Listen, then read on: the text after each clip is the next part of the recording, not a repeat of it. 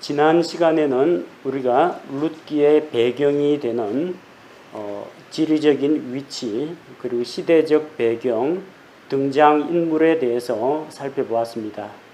그리고 유대 땅 베들레헴에 있던 엘리멜렉 가족이 기근을 피해서 요르단강 동쪽에 있는 모압 지방으로 이주한 것에 대해서 살펴보았습니다. 기근을 피해서 모압으로 갔지만 그들은 좋은 열매를 거두지 못했습니다. 결국 엘리멜렉이 죽고 두 아들이 죽고 남은 것은 나오미와 또 두 며느리, 세 과부만 남았습니다. 언제까지나 이 모압 땅에 계속 눌러붙어 있을 수는 없습니다. 잘못된 곳에 자기가 와 있다는 사실을 깨달았으면 하루빨리 그곳에서 일어나서 떠나야 합니다. 떠나서 하나님께로 돌아와야 합니다. 오늘 우리가 읽은 본문 말씀은 이제 모압 땅에 있던 이 세 명의 과부가 베들레헴으로 돌아오려고 길을 떠나는 이야기입니다. 그래도 10년 동안이나 살았던 곳을 떠난다는 것은 쉬운 일이 아닙니다. 또 그 중에서 이 두 며느리는 원래부터 자기가 태어나고 자란 곳이 모압 지방입니다. 이곳을 떠나서 새로운 곳으로 간다는 것은 상당히 부담스러운 일이었습니다. 하지만 그들은 선택을 해야 했습니다. 나오미 입장에서는 모압에 계속 눌러붙어 있을 것인가 베들레헴으로 돌아갈 것인가 선택을 해야 했고, 두 며느리는 자기가 나온 자기 민족과 자기 조상의 신들에게로 돌아갈 것인지 아니면 그 과거를 모두 다 끊어버리고 아무것도 약속도 보장도 되어 있지 않은 유대 땅으로 시어머니를 따라서 갈 것인지 선택을 해야 했습니다. 오늘은 이 세 여자의 선택에 대해서 함께 살펴보도록 하겠습니다. 6절에 보니까 드디어 주께서 베들레헴에 양식을 주셨습니다. 그 땅을 기근으로 치셨지만 베들레헴에 다시 풍년이 들었습니다. 풍년이 드는 것은 사람의 노력으로 되지 않습니다. 밭을 갈고 씨앗을 뿌리고 거름을 주고 김을 매는 것은 사람의 몫이지만 그러나 모든 것을 자라게 하시는 분은 하나님이시기 때문입니다. 하나님께서 적절하게 비를 주시고 또 알맞게 햇빛을 주시고 다른 병충해가 없도록 하시면 수확을 많이 거두게 됩니다. 그러나 하나님께서 작정하고 그들을 치시면 그들은 수고해도 얻는 것이 없게 됩니다. 하나님께서는 자기 백성을 돌아보셨습니다. 비록 죄에 빠져서 하나님께 징계를 받았지만 주께서 자신의 백성을 돌아보셨습니다. 6절에 자기 백성을 돌아보셨다라고 할 때 해당되는 단어가 visit입니다. 우리는 흔히 아주 쉬운 단어죠. visit, 방문하다 그런 뜻으로 사용합니다. 이 visit라는 단어는 13세기 무렵에 고대 프랑스어에서 영어로 넘어온 단어입니다. 그 본래 의미는 어떤 사람을 위로하거나 은혜를 베풀기 위해서 찾아오다 그런 뜻입니다. 그래서 본래 이 단어가 의미한 바는 하나님께서 사람을 찾아오시는 것을 의미했습니다. 영어 킹 제임스 성경이 기록된 1611년 그 당시에 바로 이 뜻으로 사용된 것입니다. 그래서 창세기 21장 1절에서 주께서 친히 말씀하신 대로 사라를 찾아오셨고 비지트, 사라를 방문하셨습니다. 왜 찾아오셨습니까? 약속을 지키러 오셨죠. 약속대로 그녀에게 아들을 주기 위해서 오신 겁니다. 출애굽기 4장 31절에도 똑같은 단어가 사용되었습니다. 주께서 이스라엘 자손을 찾아오시고 그들의 고난을 살펴보셨다. 이스라엘 자손은 이집트 땅에서 종살이하고 있었습니다. 억압 속에서 속박 가운데 압제를 받으며 살고 있었습니다. 그런데 하나님께서 이스라엘 백성이 고통 속에 신음하고 부르짖는 소리를 들으시고 그들의 조상 아브라함과 맺은 언약을 기억하시고 자기 백성을 살펴보셨습니다. 이 비지트입니다. 하나님께서 은혜를 베풀기 위해서 사람을 찾아오신 겁니다. 그 다음 이 단어가 하나님께 사용되는 그런 단어였는데 조금 일반적으로 보편적으로 사용됨에 따라서 그 후에는 목사가 성도들을 신방하는 것 혹은 의사가 이 왕진 가방 들고 환자의 집에 방문하는 것을 비지터라고 불렀습니다. 요즘은 그냥 평범하게 사용됩니다. 일반적으로 다른 사람을 방문하는 의미로 사용이 됩니다. 여기는 단순히 방문했다라는 그 이상의 의미가 있습니다. 하나님께서 자기 백성의 고통을 아시고 그들의 기도를 들으시고 은혜를 베푸시기 위해서 자기 백성에게로 찾아오신다는 의미입니다. 하나님께서 돌아보사 이스라엘 백성에게 풍성한 수확을 누리게 하셨습니다. 이집트에서는 그다지 힘들이지 않아도 온화한 기후와 풍부한 강수량 덕분에 곡식이 아주 잘 자랍니다. 굳이 하나님을 의지할 필요가 없이 그냥 자연을 의지합니다. 태양신을 라를 의지하고 나일강의 신을 의지합니다. 그러나 팔레스틴 땅에 들어오면서 이스라엘 백성은 모든 것이 달라졌습니다. 이제는 하늘에서 비와 이슬을 주시는 하나님을 의지해야만 살 수가 있습니다. 그렇지 않으면 농사를 지을 수가 없습니다. 또 농사를 짓는 것은 사람이 하겠지만 그 식물들이 자라고 열매가 맺게 하는 것은 하나님께서 하시는 일입니다. 이스라엘 백성에게 하나님께서 하늘로부터 밀과 보리를 곡식들을 뿌려주진 않았습니다. 그들로 하여금 농사를 짓고 일하게 하셨습니다. 그러나 수확의 기쁨을 주시고 결실하게 하시는 그분은 바로 주 하나님이신 겁니다. 베들레헴의 빵이 풍족하게 되었다. 이 소식을 나오미가 들었습니다. 그리고 이제는 아버지 집으로 돌아가야겠다. 결심을 하게 됩니다. 유대 땅 베들레헴에 기근이 들자 기근을 피하기 위해서 이방의 땅으로 넘어왔습니다. 잘 살아보겠다고 모압으로 갔지만 얻은 것이 없습니다. 오히려 모든 것을 잃어버리고 말았습니다. 누가복음 15장에 나오는 탕자의 모습과 같습니다. 아버지의 영향력을 떠나서 독립해 보겠다. 아버지는 아직 죽지도 않았는데 아버지가 상속해 줄 그 재산을 나한테 미리 달라고 해서 그걸 팔아가지고 돈으로 바꾸어서 먼 나라로 갔습니다.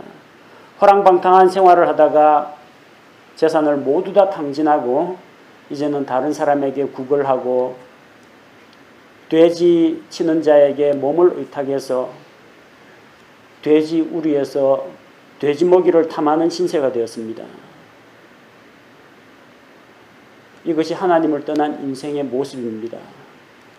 엘리멜렉 일가는 빵이 있는 베들레헴, 찬양이 있는 유다 지방을 떠났습니다. 그리고 모압으로 건너갔지만 그 모압은 그들에게 기쁨과 행복을 주지 못했습니다. 가진 것을 다 잃어버리고 심지어 생명까지도 잃어버리고 이제는 낙심해 있던 때였습니다. 나오미는 결심했습니다. 하나님께서 주시는 빵이 있는 곳 베들레헴으로 돌아가기로 했습니다. 탕자가 돼지우리 앞에 앉아가지고 생각합니다. 내 아버지께는 빵이 풍족하여 나눠줄 수 있는 품꾼이 얼마나 많은가. 내 아버지 집에는 종들이라고 할지라도 먹을 것은 넉넉한데 아들인 내가 나는 이 땅에서 굶주려 죽게 되었구나. 이때가 바로 그 자리를 떨치고 일어나야 할 때입니다. 그래서 7절에는 나오미가 이 두 며느리와 함께 모압을 떠나서 베들레헴으로 가는 여정에 올랐습니다. 하나님의 품을 떠나는 것은 분명히 잘못입니다. 하지만 떠난 후에 영영 돌아오지 않는 것은 더 큰 문제라는 겁니다. 6절에 보니까 며느리들과 함께 일어나니라. 그 자리에 죽치고 앉아 있으면 안 됩니다. 일어나야 합니다. 그리고 7절 말씀처럼 자기가 있던 곳에서 나와 떠나야 합니다. 잘못된 자리에서 일어나고 거기에서 나와야 합니다. 탕자가 돼지 우리 앞에 앉아가지고 굶주린 배를 움켜쥐고 자기 신세 한탄만 하다가 과거 생활에 대해서 후회하고 뉘우치기만 하면은 아무런 변화가 없습니다. 누가복음 15장 20절에 탕자는 이에 일어나서 자기 아버지께로 가니라. 일어나서 떠나야 합니다. 돌아와야 합니다. 돌아오는 과정에서 나오미는 앞길이 창창한 이 젊은 과부들 두 며느리들을 자기 친정으로 돌아가도록 설득을 합니다. 나오미는 이 모압 여자들이 이스라엘 땅에 가봤자 환영받지 못한다는 사실을 잘 알고 있었습니다. 왜냐하면 이스라엘 사람들은 모압 사람들과 서로 상종하지 않았기 때문입니다. 그리고 원수질 일도 많이 했죠. 모압 왕 발락이 이 탐욕을 가진 대언자 발람을 고용해서 이스라엘이 이집트에서 나왔을 때 그들에게 저주를 내리려고 계획을 했었고, 또 그게 실패하니까 어떻게 합니까? 이스라엘의 이 지도자들을 자기들의 잔치에 초대해서 우상의 제물을 먹게 하고 함께 우상 숭배를 하도록 유도해서 이스라엘이 하나님의 징계를 받게 만들었습니다. 어쨌든 모압하고 뭐 별 좋은 관계는 아니었습니다. 태생부터가 그들은 하나님의 약속의 말씀을 받은 아브라함의 자손들이고, 또 이 모압 사람은 아브라함의 조카 롯의 후손입니다. 롯과 그의 큰딸의 근친 상간으로 태어난 민족이 모압 족속입니다. 이스라엘 사람들은 모압 사람을 싫어합니다. 또 모세의 율법에도 이 모압 사람과 암몬 사람은 이스라엘의 회중에 들어올 수 없다고 되어 있습니다. 그들이 베들레헴으로 돌아간다고 할지라도, 아직 젊고 또 이쁜 과부라고 할지라도 이스라엘 남자들은 모압 출신의 과부와 결혼하려고 하지는 않습니다. 이스라엘 안에도 얼마든지 처녀들이 있고 이스라엘 안에도 얼마든지 젊은 과부들을 구할 수 있기 때문입니다. 만약 이 두 며느리가 나오미를 따라서 베들레헴으로 가면은 재혼할 수 있는 그런 좋은 기회를 놓치게 되기 때문에 나오미는 며느리들의 앞길을 열어주고자 한 것입니다. 나오미와 이 두 며느리 관계는 아주 좋았던 것으로 보입니다. 뭐 우리는 흔히 고부 갈등이라고 해서 시어머니와 며느리 하면은 서로 피차 부담스러운 관계로 생각하고 있습니다. 그러나 나오미가 하는 말을 들어보면은 이 두 며느리가 나오미 자신과 죽은 자들에게 친절을 베풀었다고 합니다. 죽은 자가 누굽니까? 엘리멜렉과 두 아들에게 친절을 베풀었다는 겁니다. 나오미는 물론이고 그들에게 친절을 베풀었다고 하는데 아마도 이 가정이 대단히 화목했었던 모양입니다. 그래서 두 며느리에게 축복합니다. 너희가 우리 가정에 보여준 그 친절을 따라서 주께서 너희들에게 친절을 베풀어 주시기를 원하노라. 두 아들 말론과 기르온이 있습니다. 말론이라는 이름은 병들었다는 뜻이고요. 기르온이라는 이름은 쇠약하다는 뜻입니다. 아마 둘 다 병자요 약골이었을 겁니다. 하지만 이 두 며느리는 남편이 병들고 쇠약했지만 남편이 죽을 때까지 그 곁을 떠나지 않고 병수발 다 하면서 선을 베풀었던 겁니다. 그래서 나오미는 그들이 베풀어준 그 친절에 대해서 감사하면서 괜히 이 며느리들을 유대 땅으로 데리고 가면은 고생만 시킬 것 같았기 때문에 그들에게 축복하고 떠나서 다시 모압으로 돌아가라고 이야기한 겁니다. 9절에 보면 나오미가 며느리들에게 이야기합니다. 너희가 각각 자기 남편의 집에서, 과부잖아요. 남편 없습니다. 하지만 친정으로 돌아가서 재가할 수 있는 기회가 있다는 겁니다. 재혼을 해서 남편의 집에서 너희가 안식을 얻기를 원한다는 겁니다. 며느리 룻과 오르바가 이스라엘 땅으로 들어가면은 재혼할 기회를 찾기가 어려워집니다. 차라리 그들이 친정으로 돌아가서 같은 민족, 같은 고향 사람인 모압 사람과 새로 결혼을 하면은 그들이 안식을 얻게 되고 또 노후를 행복하게 보낼 수 있다. 그런 생각 때문이었습니다. 그런데 10절에 보니까 며느리도 이 시어머니와 정이 많이 들었던 모양입니다. 두 며느리 모두 이야기합니다. 우리가, 룻과 오르바가 둘 다 우리가 반드시 어머니와 함께 어머니의 백성에게로 돌아가겠습니다. 그렇게 고백을 합니다.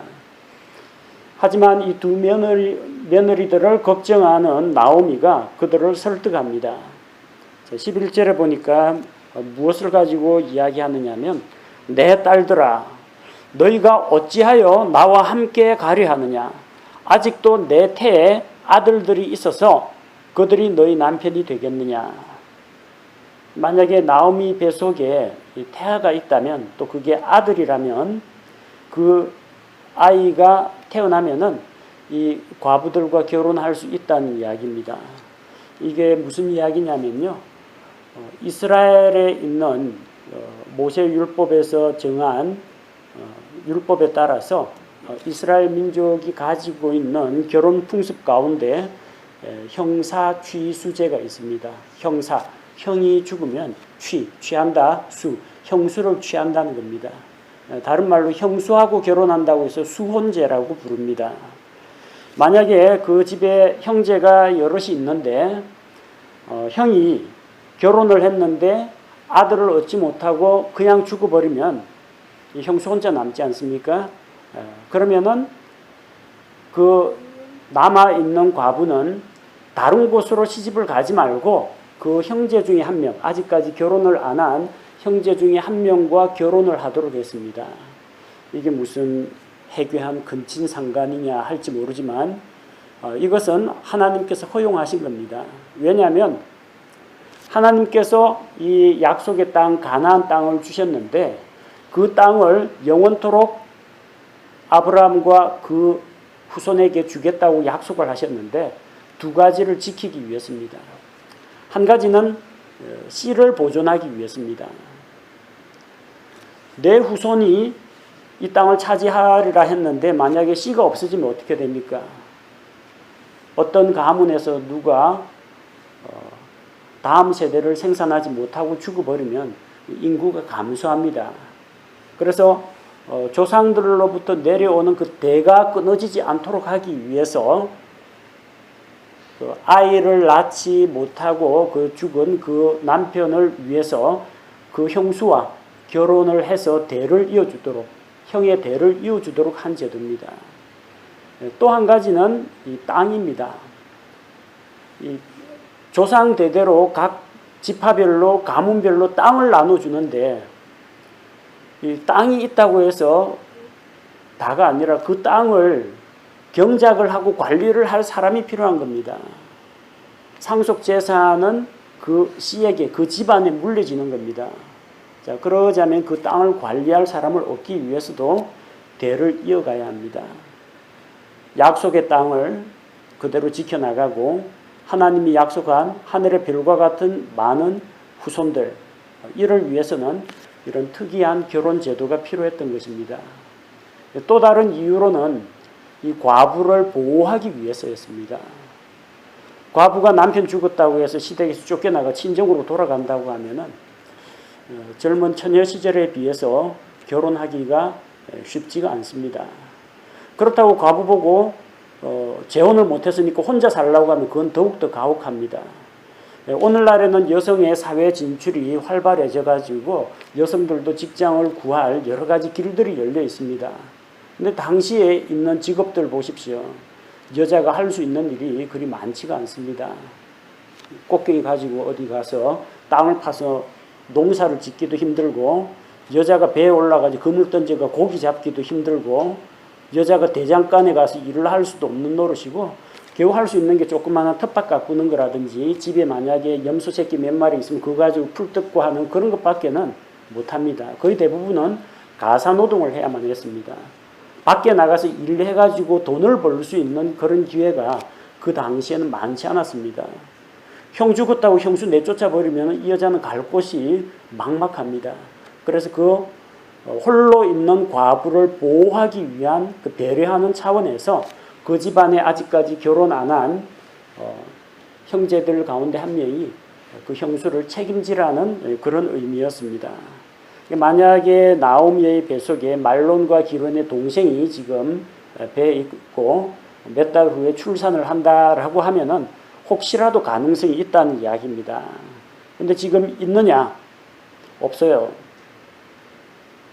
지금 아들들이 장성해가지고 이 며느리들까지 봤는데 나오미 나이가 몇인데 아이를 낳을 수가 없습니다. 또 만약에 12절에서 13절 나오는 것처럼 나오미가 어쩌다가 좋은 사람을 만나가지고 재혼을 했다고 하더라도 그게 도움이 되지 못합니다. 너무 늙었기 때문에 남편을 구하기가 힘듭니다. 나오미 입장에서는. 젊은 과부라면은 젊고 건강하고 아름다운 과부라면은 재혼할 기회가 많이 있을 겁니다. 그러나 나이가 많은 과부는 사람들이 관심을 가져주질 않습니다. 혹시라도 만약에 나오미가 지금 당장 오늘 밤에라도 남편을 얻어서 결혼을 하고 또 혹은 태기가 있어가지고 임신을 했다고 칩시다. 그래도 문제가 있습니다. 뱃속에 있는 아이가 태어났다 하더라도 그 젖먹이 갓난 아이하고 이 나이 벌써 20대 후반 30대 돼 있는 과부하고 결혼할 수는 없죠. 이 수혼제, 형사취수제에서 과부인 형수와 결혼하려고 하는 동생은 최소한 13살이 넘어야 합니다. 이스라엘의 성인식이 이때 하거든요. 미성년자는 안 됩니다. 반드시 13살은 최소한 넘어야 합니다. 나오미가 오늘 밤에 아들을 낳는다고 치더라도 이 두 가부는 13년 이상을 기다려야 한다는 겁니다. 기다렸다 칩시다. 이 형사취수제라는 제도가 있긴 하지만 마지막 결정권은 누구한테 있느냐 하면 그 미혼인 시동생한테 있습니다. 난 늙은 형수 싫다. 내 좋아하는 여자친구 있으니까 난 저 사람하고 결혼한다. 그러면 형수는 버림받습니다. 그 결혼은 강제로 할 수는 없습니다. 시동생이 형수를 배려한다면 할 수가 있는데 생각해 보십시오. 나이 차이가 벌써 한 25에서 30년 정도 차이가 나는 늙은 형수하고 이 아이가 자라면서 결혼하려고 하겠습니까? 나오미가 그들에게 이야기합니다. 언제 혹시 내가 아들을 낳는다 치더라도 언제 그들이 자라기를 너희가 기다리겠느냐. 그리고 기다렸다 나중에 또 버림받으면 어떡하려고. 지금 재혼할 기회를 놓치지 말고 이 기회를 놓치지 말고 빨리 친정으로 돌아가서 좋은 사람 알아보라는 이야기입니다. 그러면서 나오미는 자기가 이렇게 된 것이 다 이 약속의 땅을 떠나서 하나님과 하나님의 백성을 떠난 그 일로 인한 징계라는 것을 고백합니다. 기근을 피해서 육신적인 안락함을 추구하여 모압 땅으로 왔는데 그렇게 이방인의 땅에 오래 머물고 있으면서 하나님을 잊어버리고 살았다는 겁니다. 그래서 주의 손이 나를 치셨다. 그렇게 고백합니다. 하나님께서 그의 집안을 치신 그 징계로 인해서 남편과 두 아들이 죽고 그녀는 홀로 남겨졌습니다. 이 무거운 짐은 나 혼자 감당해야지 너희에게까지 부담을 끼치고 싶지 않다는 겁니다. 자, 이런 이야기를 듣고 14절에 그들이 슬피 울었습니다. 슬피 울고 어떻게 했습니까? 그들이 소리 높여 다시 울더라. 오르바는 자기 시어머니에게 입을 맞추고 작별 인사를 했습니다. 그러나 룻은 시어머니 나오미에게 굳게 붙어 있었습니다. 둘 다 울었습니다. 오르바도 울었고 룻도 울었습니다. 그러나 눈물이 모든 것을 말해주진 않습니다. 오르바는 슬프게 울고 이 슬픈 거는 절대로 슬픈 척한 게 아닙니다. 진짜 진심으로 슬퍼하면서 울었습니다. 그런데 작별하고 모압으로 돌아갔습니다. 룻은 울기도 했지만 시어머니 곁에 남아 있었습니다. 오르바는 10절에서 분명히 시어머니를 따라가겠다고 했습니다. 하지만 그것이 그녀의 진심은 아니었던 겁니다. 눈물이 모든 것을 말해주지 않습니다. 입술의 고백이 모든 것을 말해주지 않습니다. 무엇이 그 사람의 실체를 말합니까? 행동입니다. 설교를 듣고 복음의 메시지를 듣고 슬피 우는 사람이 있습니다. 가슴을 치며 통곡을 하는 사람이 있습니다. 그리고 이제는 달라져야 되겠다고 입술로 고백하는 사람도 있습니다. 다 좋은 겁니다. 눈물과 고백이 나쁘다는 뜻은 아닙니다. 하지만 거기에서 그친다면 그는 공허한 고백에 불과한 겁니다. 뭐가 따라야 합니까? 행동이 따라야 합니다. 죄를 슬퍼하고 뉘우치고 그걸로 끝나면 안 됩니다. 회개, 뉘우칠 회, 고칠 개. 후회하고 뉘우치는 건 대부분의 사람들이 잘 합니다. 뭐가 필요합니까? 돌아서야 됩니다. 죄로부터 돌아서서 하나님께로 돌아와야 합니다. 이것이 진정한 회개입니다. 오르바는 울었습니다. 오르바는 어머니를 버리지 않겠다고 고백을 했습니다. 그런데 거기서 끝나버리면 안 됩니다. 결과는 어떻게 됐습니까? 작별 인사하고 모압으로 돌아가 버렸습니다. 눈물보다 말보다 입술의 고백보다 중요한 것은 분명한 방향전환 행동입니다. 나오미는 하나 남은 룻에게 너 동서도 갔으니까 너도 따라오지 말라고 그녀를 떼놓으려고 합니다. 15절에서 내 동서는 자기 백성과 자기 신들에게 돌아갔다고 합니다. 그렇습니다. 오르바가 어디로 돌아갔습니까? 자기 친정이 있는 모압 민족에게로 돌아갔습니다. 내 모압 민족에게로 돌아갔다는 것은 무엇을 의미합니까? 모압 사람들이 섬기는 그 신들에게 돌아간 것입니다. 오르바는 유대인 집안에 시집을 와서 거기서 결혼하여 시아버지 시어머니 그리고 남편으로부터 하나님의 말씀과 아브라함에게 주신 언약과 이런 것들을 배웠습니다. 하지만 다시 모압의 신들에게 돌아갔습니다. 대표적인 모압의 신이 그모스가 있습니다. 그 그모스 숭배로 다시 돌아갔습니다. 오르바는 그렇게 가버렸습니다. 나오미가 룻에게 이야기합니다. 오랫동안 같이 있어서 정도 들었지만 그거 생각할 때가 아니다. 시어머니에 대한 예의는 여기까지 차렸으면 충분하다. 이제는 자유로운 선택을 하라는 겁니다.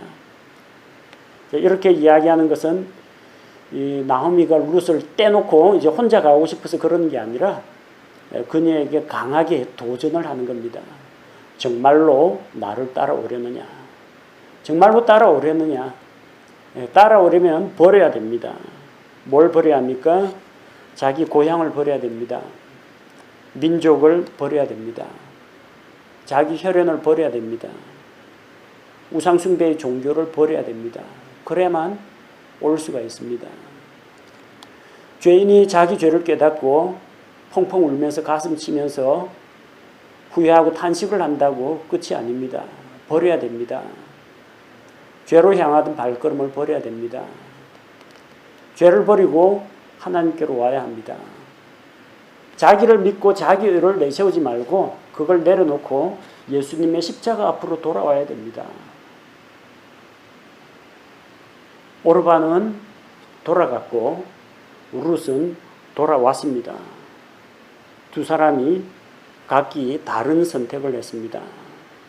그리고 각기 다른 결과를 얻게 되었습니다. 하나님의 백성이 하나님과 또 같은 믿음의 교제를 떠나가지고 믿지 않는 이방인들 가운데 오래 거하는 것은 잘못입니다. 나오미 가정은 장장 10년이나 모압에서 머물렀습니다. 생각날 때 빨리 돌아와야 합니다. 빨리 돌아오지 않으면 하나님의 징계를 받게 됩니다. 징계 가운데 최고의 징계는 육체의 죽음입니다.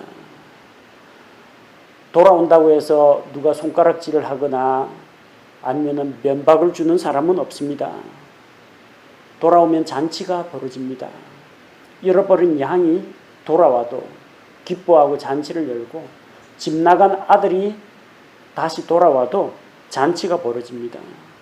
누가복음 15장에 아버지는 재산 다 날려먹고 만신창이가 돼가지고 빈손 들고 돌아온 둘째 아들을 야단 치지 않고 반갑게 맞이해주고 새 옷을 입히고 손에 가락지 끼워주고 신발을 신겨주고 살찐 송아지를 잡아서 잔치를 열었습니다. 이것이 잃어버린 죄인들이 돌아올 때 하나님께서 그 죄인들을 대하는 태도입니다. 하나님께서는 회개하고 돌아오는 자들을 기쁘게 맞이해 주십니다. 하나님께로 돌아온 자가 있고 세상으로 돌아간 자가 있습니다. 성경은 모압으로 돌아간 그모스 숭배로 돌아간 오르바에 대해서는 더 이상 기록하지 않습니다. 오르바 이야기는 여기서 끝입니다.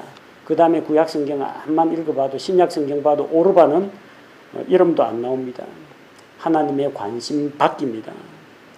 하지만 이 모압 여인 룻은 수천 년이 지난 지금도 지금 바로 이 시간에도 우리 입에 오르내리고 있습니다. 수많은 사람들이 믿음의 여인으로 기억하고 있습니다. 신약 성경 첫 페이지에 기록되어 있습니다. 믿음으로 하나님께 돌아온 자는 하나님께서 내치지 않고 반갑게 맞이해 주시며 그 믿음에 대해서 보상을 해 주신다는 것을 우리는 믿어야 합니다.